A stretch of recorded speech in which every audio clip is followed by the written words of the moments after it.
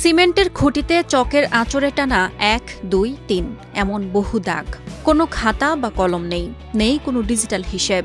তবু কার কয় কাপ চা বাকি তার নিখুঁত হিসেব জমা থাকে এক পড়াশোনা না জানা কিন্তু সহজ সরল মানুষের মস্তিষ্কে।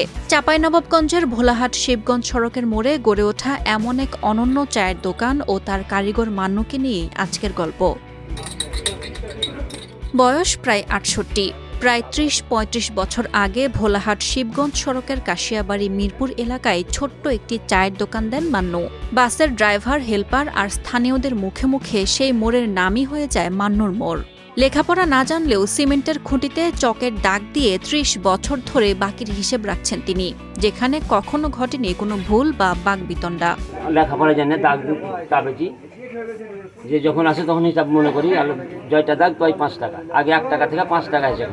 মান্নুর দোকানের আরেকটি বড় বৈশিষ্ট্য, এটি যেন গ্রামের প্রবীণদের ভালোবাসার মিলন মেলা। ৪০ থেকে ৭৫ বছর বয়সী অবসরপ্রাপ্ত শিক্ষক, মসজিদের ইমাম কিংবা স্থানীয় মুরব্বীরা প্রতিদিন সকালে ও বিকেলে জমায়েত হন এখানে। চায়ের কাপে সুরুৎ সুরুৎ শব্দের সাথে জমে ওঠে সুখ, দুঃখ আর পাড়াগাঁয়ের গল্প।